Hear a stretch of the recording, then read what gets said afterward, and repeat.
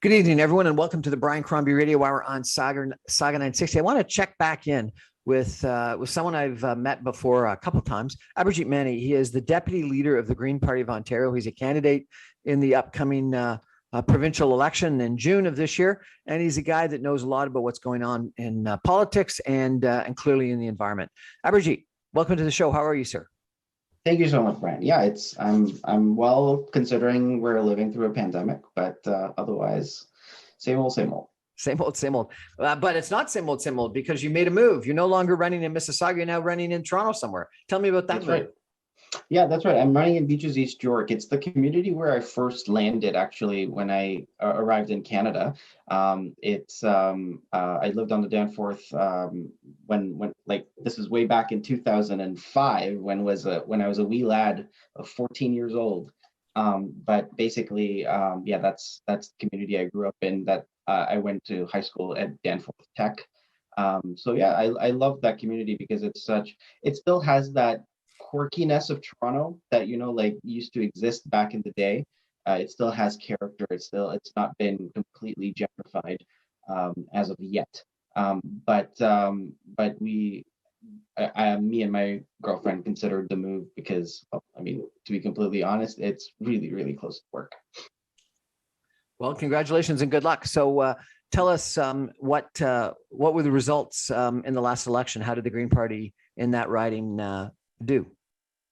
Yeah, so provincially, we haven't. I think the best result that we've had is in 2011, where we went to, I believe, the 11% mark.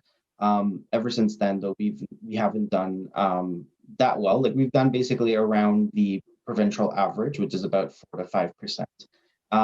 But again, this is a different election because firstly, the deputy leader of the Green Party of Ontario is running there. That would be me. And so we're putting some serious resources into the riding. Not to mention, I have a dedicated team already.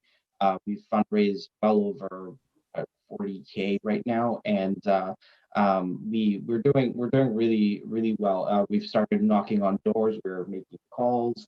So the campaign is completely in full swing, and we're getting really good reception at the doors as well. Excellent. And it's a riding that I think splits usually between Liberals and NDP.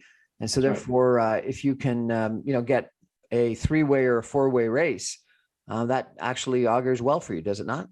Exactly. Yeah, that's what we've been, listening at the doors as well. People are worried about, they always worry about strategic voting when it comes to voting for the Greens. But in this particular riding, you don't really have to worry about that because a lot of progressive folks are always worried about splitting the left vote. And in such a progressive riding where they haven't elected a conservative in the past 40 years, you don't really have to worry about splitting the vote. You can actually vote your heart this time. And also, what additionally helps the Green cause is the fact that we still have the per vote subsidy. So whenever you're voting Green, you're actually helping the party and the movement financially as well. So every vote gives us $2 in per vote subsidy every year, which means that every vote is actually helping us fundraise as well. Explain that. How does that work? So basically, the per vote subsidy is a program that was started by the Liberal Party before the Ford government. The Ford government came in and said that they were going to get rid of it, but essentially, they've pared it down quite a bit to what the Liberals had structured in. But essentially, what it means is for every vote an Ontarian gives to that party will get $2 in per vote subsidy. That's funds set aside by the Ontario government, because it helps democracy when it's actually being financed by the people, right? Rather than special interest groups that are the only ones doing the donations. So this way, we actually get a government that's by the people, literally, in terms of even party politics. Well, I want to get into some of the big policy issues with you, Abhijeet, if we can. We're going to take a quick break for some messages. And when we come back, we're going to talk to Abhijeet Manay, the deputy leader of the Green Party of Ontario, about what he thinks some of the big issues are in the upcoming provincial election. Stay with us, everybody. Excellent.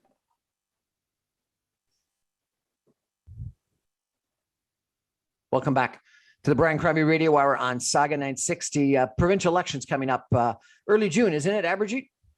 That's right. I think the date is June 2nd. And June 2nd.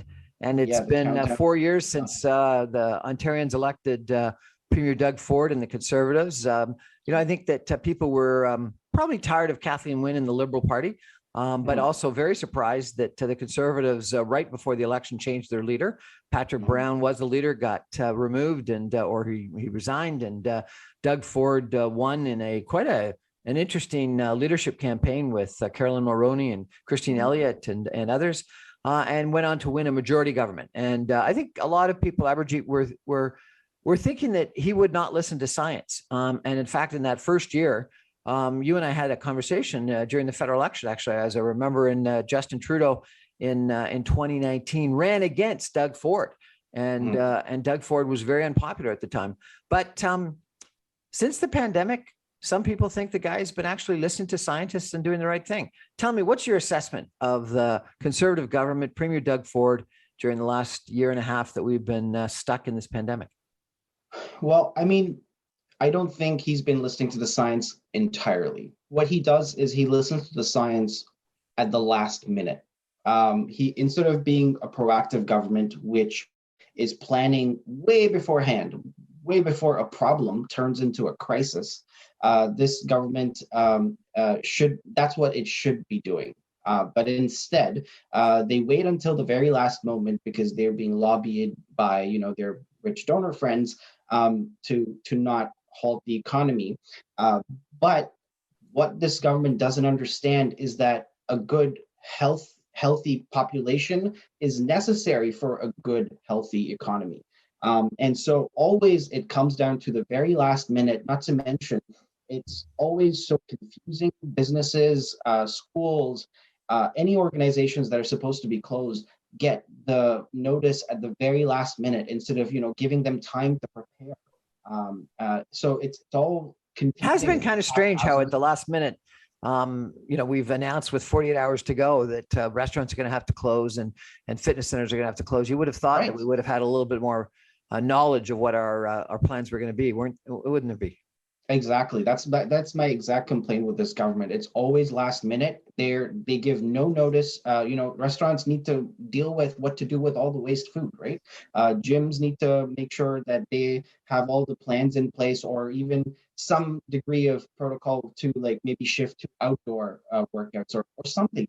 Give them some time to prepare, because just throwing them into the deep end at the very last minute is like they're already struggling so much. And we recognize that small businesses have been the ones that have borne the brunt of this economically, because bigger businesses have the cash flows to adapt much faster. But small businesses struggle in that respect. And so we've always been advocating for more support grants, direct cash flow into small businesses to help them adapt to this massive economic calamity that they've faced over the past 2 years. But again, the government has just been, sometimes small businesses don't even get the grants that they're supposed to get after 6, 7, 8 months. So even the processing of those cash flows is not as optimal as we would like. So it's really something that this government has failed time and again on, is listening to the science, but listening too late. And when we're just about to hit triage protocols, when we're just about to hit the healthcare system collapsing completely, that's when they sound the alarm bells, rather than when it should have been done months before, so that we don't even get to that point. Abhijeet, has this pandemic and these closures really revealed a weakness in the funding of healthcare?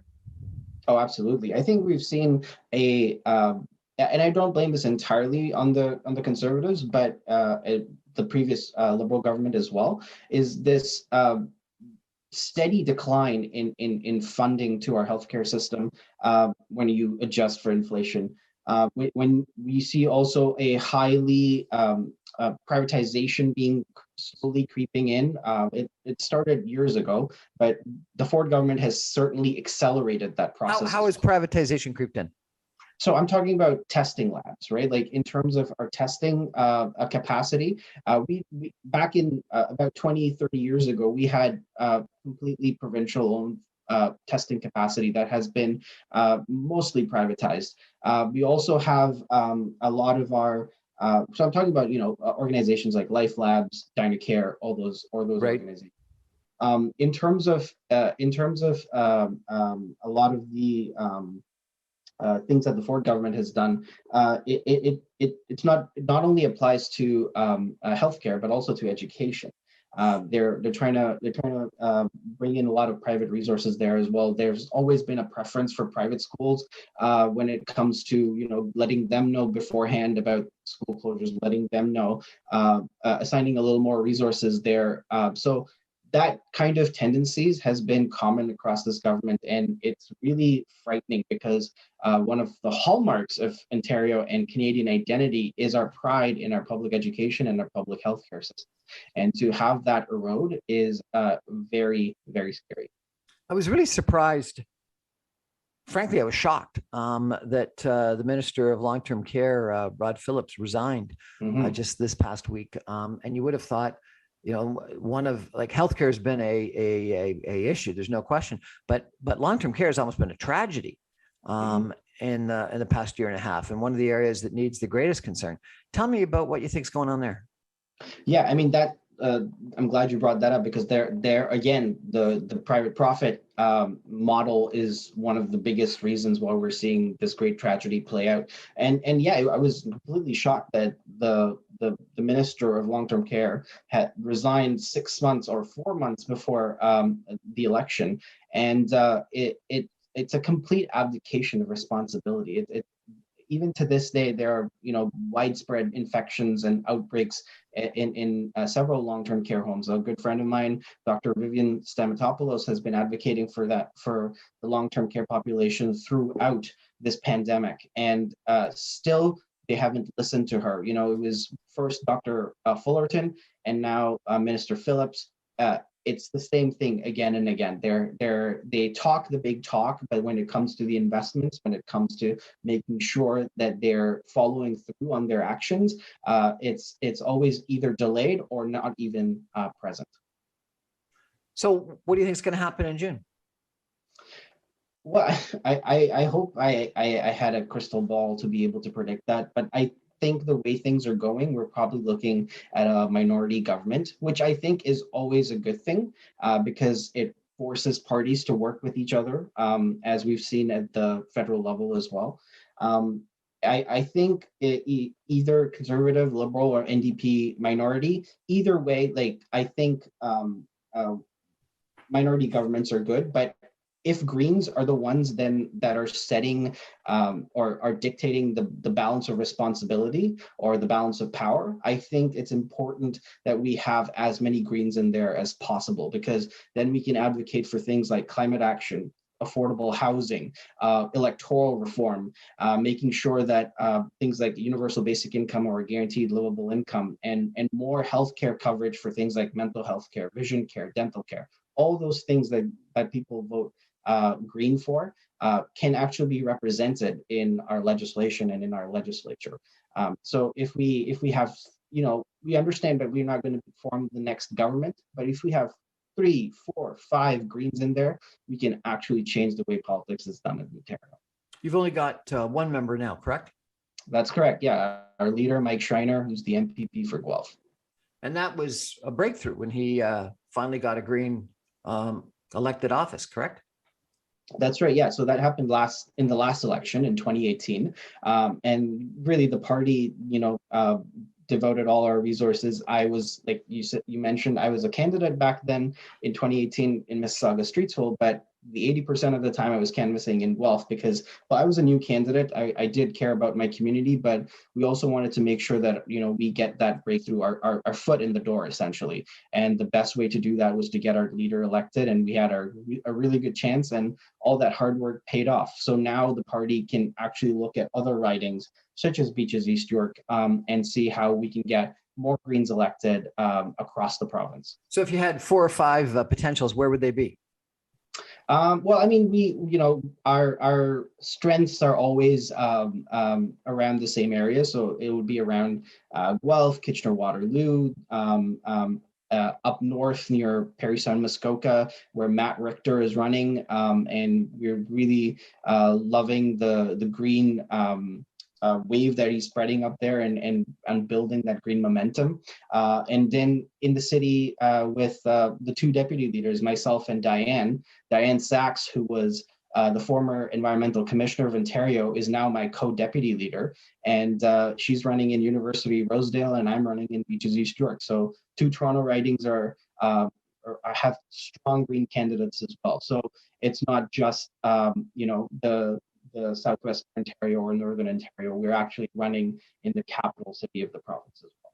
So you mentioned that you thought it was a minority government, but you didn't choose between Conservative, Liberal, or NDP. Tell me, you've commented on Premier Ford. What do you think of what Stephen Del Duca, the leader of the Liberal Party, and Andrew Horwath, the leader of the New Democratic Party and the leader of the official opposition? How do you think they've been playing their role so far? Yeah, I mean, I think Mr. Del Duca has been very proactive, and I think is punching above his weight, considering that he's not even elected at the moment, but he's still able to get decent media coverage, but I think one of his biggest weaknesses is not a lot of people know who he is, and when it comes to Ms. Horwath, it's I think the NDP just has been such an ineffective opposition because it's always what I like about the Greens and Mike Schreiner is that whenever he criticizes the government, he backs it up with solutions of what he would do differently. The NDP always just rails against the government without backing it up with any kind of solid solutions-based criticism, and that I think has turned off a lot of people. I really think that after 5 or 6 terms of running as leader, Ms. Horwath would have a better shot of becoming the next premier of Ontario, but it's really still up in the air. So I think the NDP still has to do some introspection there about how they want to continue. But again, this is for the party to decide. This is just my own personal opinion. I was surprised that Stephen Del Duca, the leader of the Liberal Party, was elected, almost exactly 2 years ago, and still hasn't been able to get into the legislature. That's very unusual, is it not? Usually they, find a by-election or someone to resign or somehow for the leader to get into the legislature or the parliament so that they can participate in question period. Yeah, it certainly is unusual. I was surprised by that too, considering that so many Liberal Party members did end up either going to the federal side, as with Michael Couteau, or resigned completely and became, went into academia. So I was really surprised that those seats weren't, chosen to be able to be assigned to the leader, essentially. And I think he's maybe sort of following a strategy used by Jagmeet Singh or Annamie Paul for the Greens. So in terms of making sure that he focuses on building the party, because it was such a decimating defeat in 2018. But I really think it's always effective to run as a leader when you're actually in the legislature, because then you're much more effective at getting your party's points across. But it's a strategy that they've chosen, and I will see how it plays out. Based on the polls, he's actually done all right. And the Liberals are, almost even with the Conservatives, are they not?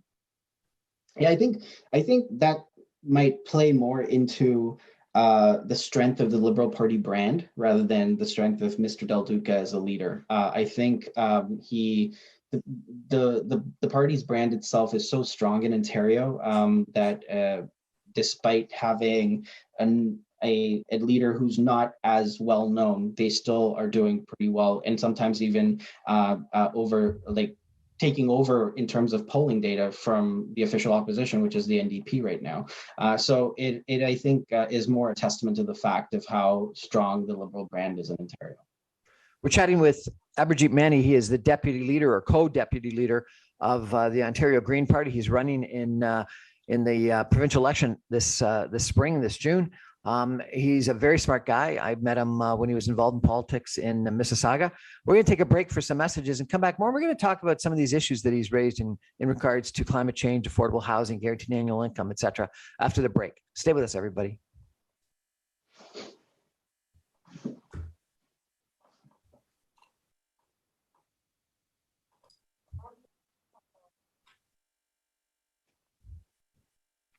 Welcome back to the Brian Crombie Radio Hour on Saga 960. I'm chatting tonight with Abhijeet Manay. He is the co-deputy leader of the Ontario Green Party. He's going to be a candidate in the upcoming provincial election in June in, what is it, Beaches, East York? That's correct. Which is what? Give us just a general sort of geography of that. That's sort of so it's north of Riverdale, the Danforth area? Yeah, that's exactly right. It's basically between Coxwell and Victoria Park, and then north, obviously towards DVP, and then to the beaches. So those are the boundary limits of the riding. It's a really beautiful community. One of the things that we always advocate for is 15-minute livable, walkable communities, and a lot of that already exists in the beaches, and that's something I really treasure. Because going to the nearest grocery store, your favorite restaurant, your favorite movie theater, everything within 15 minutes walkable distance. That's the world that I want to live in, and those are the neighborhoods and the communities that I want everyone in Ontario to have. And so that's part of our affordable housing plan as well. So let's talk about affordable housing in this livable, walkable city for a couple minutes, if we could. Beaches, Rossesville's, Blores Village, Port Credit, Streetsville, all are between 20 and 40 units per acre. They were all sort of pre-World War II, maybe even some of them, World War I type era housing. And typical suburbia in Mississauga, where you used to live, is 6 units per acre or less. And condos that are getting approved today are 100 units per acre or more. And it's this sort of missing middle that people keep talking about, that the city zoning and the provincial, official plans allow us to build condos of 100 units per acre or more, and they allow us to build suburbia of 6 units per acre or less. But this community that you've described, that I grew up in, that I liked, I used to live at Bloor and Jane in Blores Village. We can't build that anymore. That's right. Unless it's a townhouse development. And, I think that the city is thinking about granny flats or laneway housing. Other people have been talking about tiny homes. Yeah. So what needs to happen there, do you think? Yeah. So I think I first suggest all of your listeners to go and Google Green Party of Ontario a housing plan, or just go to gpo.ca/housing, and you will find our plan that addresses all the things that you just mentioned, including the missing middle. And that, to some of your listeners who don't know what that is, essentially means that those 10 to 20 story buildings, or the duplexes and the triplexes, or any kinds of houses between the huge condos and the single detached homes. That is the kind of gentle density that we want to create in the city, because we need to understand, the cities that we love, the communities that we aspire to be. Think of Montreal. Think of European cities. Why are they the way they are? Why is there such a ability to have those 15-minute walkable communities? Exactly because of the missing middle, and that is something that we are addressing through our plan, including just getting out of the way of municipal governments, right? Because municipal governments to this day are so constricted by provincial legislation. The Green Party's plan essentially is to get out of their way and let them innovate using those techniques that you talked about, including laneway housing, including granny suites, including tiny homes, including letting people turn their own homes into duplexes and triplexes as a way to downsize. So when I was knocking on doors in the beaches, one person I talked to, it was a really nice, well-to-do, affluent area, but the person said, I can't, it was an elderly person who told me, I can't downsize my home right now, because if I sell this home that's probably going for $1 million, $2 million, I still can't find anything smaller in my area where I still want to live in this community. And so people who want to downsize can't even do that because there's no stock available. So what I suggested was that exact same thing, is that maybe you can, turn your single unit into a duplex or a triplex. But again, that can only happen when you get all the bureaucracy and the red tape out of it. Currently, there's so much of it. And we just want to make sure that that is taken out of, so that the stock and the supply can increase without hurting things like the green belt, right? There's so much development land that still can be used within the city without having to punch holes through the green belt. You said that you want to get out of the way of municipalities. My sense is that the municipalities have created a lot of this red tape and regulations. And in fact, if you believe the Ford government, that would be the case. They are using more, they're making more use of ministerial zoning orders than ever before, effectively saying that the minister knows better than LPAT and or any of the municipal governments, and are imposing higher density. And often it is higher density around transit nodes and transit stations that the local politicians don't seem willing to fight NIMBYism and get approved. So it's almost as if it's not the municipality red tape that is the problem. Not the provincial red tape's the problem, it's the municipal red tape that's the problem. What do you think? I think the overuse of MZOs, especially to completely destroy any kind of environmental protections, I think that has been what has been the characteristic of the use of MZOs by this government. In terms of whether that's Duffins Creek, whether that's the Bradford bypass, whether that's Highway 413, whether that's different green spaces across the province, including even in my own riding of Beaches East York, where Metrolinx is trying to go through Smalls Creek Ravine, which is one of the only ravines left in the city of Toronto. So in terms of the overuse of MZOs, I think MZOs have a place, of course they do, but the way that the Ford government has abused them is not necessarily the way that they were intended to be used. In terms of the red tape that you mentioned when it comes to municipal governments, my understanding has always been that a lot of this has to do with provincial legislation or provincial red tape that's been constricting a lot of affordable housing being built. But again, I think it's different the way that the type of red tape cutting that the Ford government is doing is at the expense of our environment, is at the expense of our farmland, at the expense of our water resources. So that's not the kind of red tape we want to cut. We want to make sure that that's not even red tape. Those are just protections, environmental protections. But the Ford government is sort of spinning them as red tape. You mentioned the 413 and Bradford bypass. Tell me what's your and the Green Party's position on those new ring roads around Toronto? Yeah, so we were the first people. Mike Schreiner, our leader, was the first person to lead the charge against Highway 413 and the Bradford bypass, because what it does essentially is create more avenues for greenhouse gas emissions, but also congestion. Right? Study after study says that when you build more highways, it just leads to more congestion down the road. For a brief minute, it looks like you've solved the problem of congestion, but in a few years, that leads to more cars being added to the road. What a better solution for congestion is mass transit. And we've seen this play out across the world, where if you want to solve mass congestion, you need to build high-class transit systems that people will use, that have good frequency, that have good connectivity, and that's exactly what we should be investing these billions of dollars into, rather than just another highway, which will pump, by the way, the studies have shown, the same amount of greenhouse gas emissions into the air as the entire city of Toronto did in 2018. That's not the way that we want to be going right now. As we're seeing play out across the world, we're seeing the floods, we're seeing the fires, we're seeing the erratic weather across this country even. That's not what we want to be doing. We want to be creating clean. Let me challenge you there for a second, Abhijeet, if I could. So a couple of things. Number one, I used to take the GO train from Port Credit Clarkson and or Streetsville, Arundel into Toronto. You probably did as too.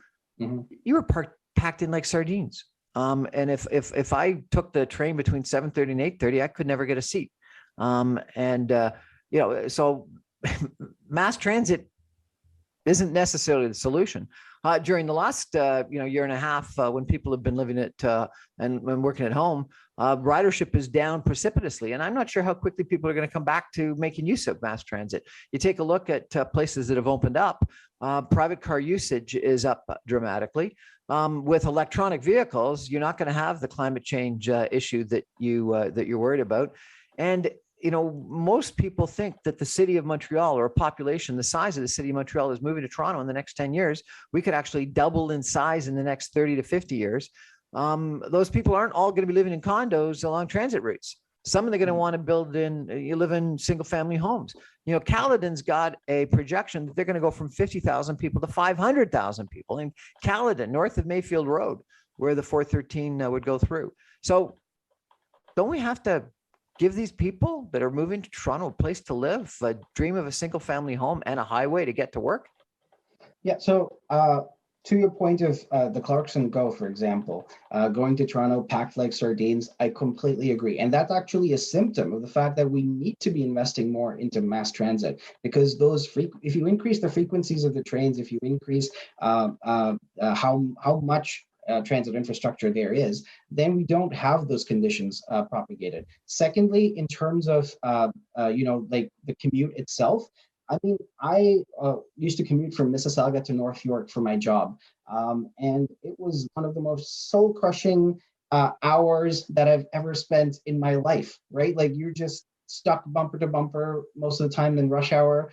That's not the way I want to live my life. That's not how I want to spend, 4 to 5 hours of my day in this horrific bumper to bumper traffic. And so what we're suggesting is investments in those mass transit, and not just mass transit, but this pandemic has shown us that so many of us can work from home and we don't have to go into work.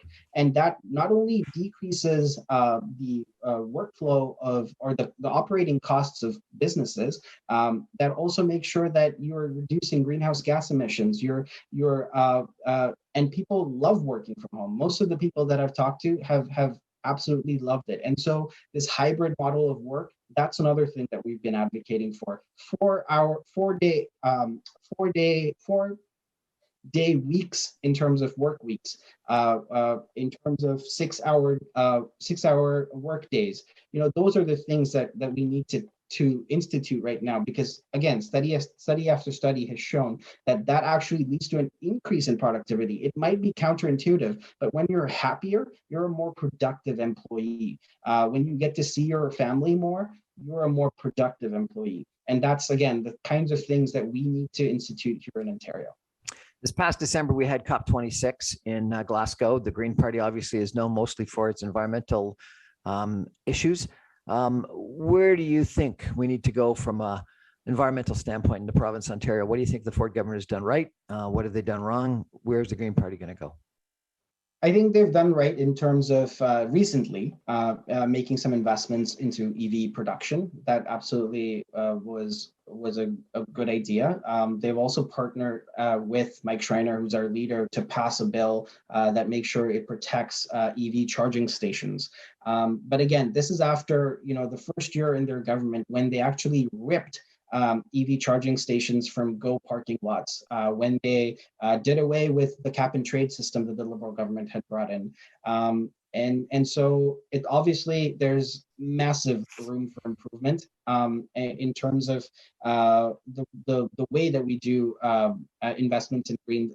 And like the first few years, the federal government completely vilified renewable energies. They completely vilified the electric vehicle production. But now suddenly they're seeing where the puck is going, and the puck is really going green. And we need to make sure that we are the ones leading and becoming basically green leaders in North America when it comes to EV production. We actually have everything from mining to manufacturing expertise. We can mine the minerals here, we can process them here, we can construct the cars here. And so if you, as you alluded to earlier, that transition to electric is happening across the world, and we need to be leaders here in North America, and we have the potential to do it. I interviewed the vice president corporate affairs for General Motors. They're going 100% electric cars by 2030, he says. I was astounded by that. And I interviewed the head of an association supporting the nuclear energy, and he said that the biggest governmental reduction in climate change in North America actually occurred in Ontario as we went from closing down our coal-fired plants to nuclear plants. And it was a dramatic reduction. And he pointed out that we used to have numerous smog days in the summertime in Toronto, and we don't anymore. And both people said the solution was nuclear power plants, and Ontario was a leader in it. What's the Green Party's attitude toward nuclear? Yeah, so we understand that nuclear is necessary for the transition, but I don't think we don't think it's the answer. And here's why. We've seen how nuclear plays out in different parts of the world, whether that's Fukushima, whether that's Chernobyl. It's a highly dangerous question when it comes to how do you dispose of the waste that's created by nuclear energy. It lasts for thousands of years. It can lead to all sorts of problems down the road. Not to mention, our nuclear fleet is smack in the middle of the most populated areas of the province. It's close to the provincial capital, the biggest city in the country, and that is terrifying. I understand that there are redundancies upon redundancies upon redundancies when it comes to security systems check. But these systems have been built by fallible beings. And when it comes to human beings, if there is a chance for error, that error is going to happen. So we need to make sure our energy systems are safe. And that's why we don't support nuclear. We understand the existing fleet is going to be there for a few number of years. And obviously, we're not going to be advocating for shutting them down. We're going to be advocating for phasing them out so that other energy sources pick up the slack, essentially. But one of the biggest underutilized resources we have is cheap power from Quebec. They currently sell it to the U.S. Why not us use that and make sure that we then even develop our own resources, including our wind, our thermal, our solar resources. But unfortunately, nuclear is not the answer. It is a good stopgap, but it is not the answer. You mentioned that one of your policies was guaranteed annual income, and we've sort of had a little bit of a sample to try it out in the past year and a half with the CERB. And some people have thought that it was spectacular, that it helped a whole bunch of people that would have been devastated if it hadn't been there. But then also a lot of other people say you can't get restaurant workers, you can't get dishwashers, you can't get people to come to work because the government's paying them to stay at home. And so it's an example of how it doesn't work. What's your assessment? Yeah, I think CERB was quite crucial in the development of an acceptance of universal basic income amongst the majority of Canadians, in terms of being able to see that government can marshal these resources at such a quick pace and actually make sure that everyone's rent and food is covered. And by the way, not everyone's, because people with disabilities weren't covered under CERB. People, they're still, still have to deal with ODSP and Ontario Works, which is significantly lower. And so we need something that is actually universal, that makes sure that everyone in society is covered. Because as we've seen, the criticisms that are being leveled against CERB in terms of the economy are kind of unfounded, because, hey, if you had been paying your employees livable wages, which in Toronto are about $20 to $22, then they wouldn't be staying at home with CERB. In terms of when it comes to helping the economy, universal basic income actually flushes the economy with cash, and that leads to massive economic growth. Again, study after study has shown that, whether it's in Scandinavia, whether it's our own limited pilot that was canceled by the Ford government, it has shown that it leads to massive increases in the mental and physical well-being of people. And if that is the guiding principle of a government, that's exactly what you want. You want a universal basic income or a guaranteed livable income that makes sure that people's full potential is utilized, including, people who, students who want to go into and complete that college degree, people who want to start new small businesses. It gives you sort of a safety net, so that you can transition. People who work in old economy jobs, whether that's oil and gas, and when they want to transition into becoming green workers, they'll have a universal basic income to support them. Another big threat to the current workforce is automation, right? So many of the jobs are being automated. What are people supposed to do while they transition to a job that wouldn't be automated? They need some sort of security, and that's exactly what a universal basic income does. It gives you that bridge to go on to the next chapter of your life.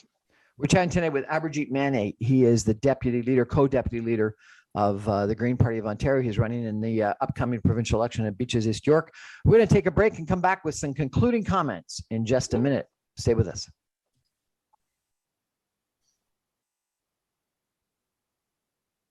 Welcome back to the Brian Crombie Radio Hour on Saga 960. We're chatting today with Abhijeet Manay. He is the co-deputy leader of the Green Party of Ontario, running in Beaches East York in the upcoming election in June.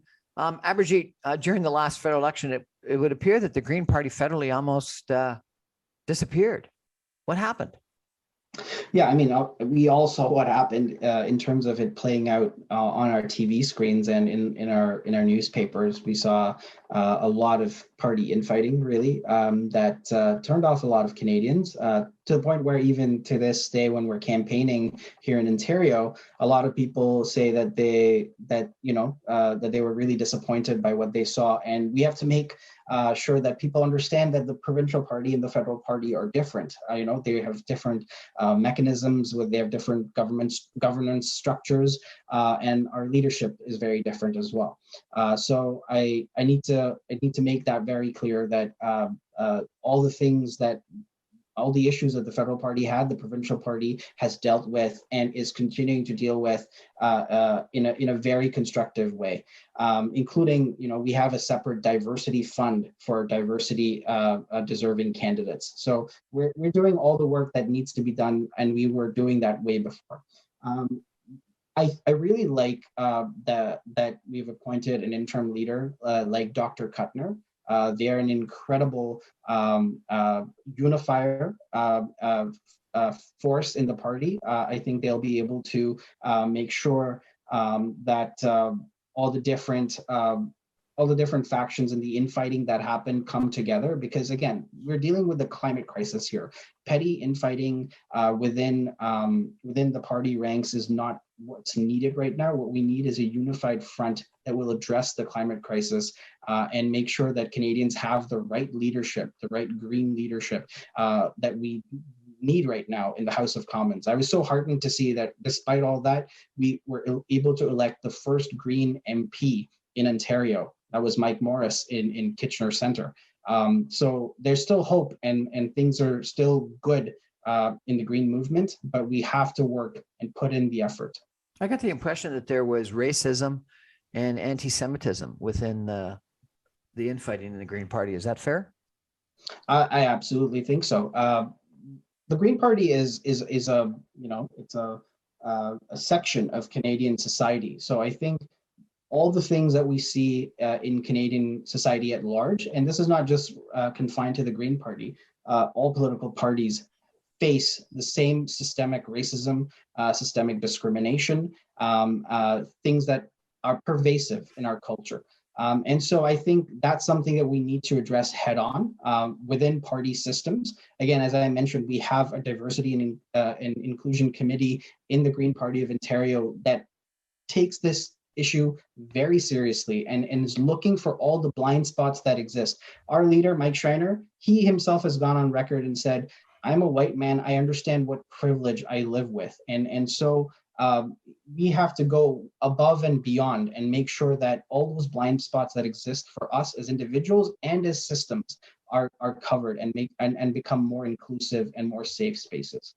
Abhijeet Manay, co-deputy leader of the Green Party of Ontario, thank you so much for joining us. Let me close, if I could, with my own personal point of view to all of our listeners. I have long been involved in politics, mainly in one party, but sometimes in some other parties. And I firmly believe and always have that there's too much focus on the brand of the party and there's too much focus on the leader. And there's not enough focus on the local representative. And the local representative can make a huge difference, particularly in minority government, but also when they get involved in different committees, et cetera. And so I think we need to spend more time focused on looking at and making our decisions on the local candidates that are running and elect really good, capable, articulate, smart, intelligent representatives of the people. Abhijeet Manay is one of those people. Whether he's running as a Green or something else, he's the type of person that I think we would be better off if he was in the Ontario legislature. I think some of the Green policies are excellent. I think some of them are a little bit too excellent and maybe therefore too idealistic and out there and we won't achieve right away. But having 1 or 2 or 5 Green Party people, particularly if they're of the caliber of Abhijeet Manay in our legislature, pushing the rest of us to achieving those things that we all want to achieve, I think would be good for us, would be great for Ontario. And I think that Abhijeet Manay is the type of guy, I don't even know who he's running against, frankly, but would be the type of guy that we should be supporting. So Abhijeet Manay, all the best. Thank you so much, Brian. I really appreciate the kind words. Well, that's our show for tonight. Thanks for joining us, everybody. Good night. Abhijeet, all the best. Thanks, Brian.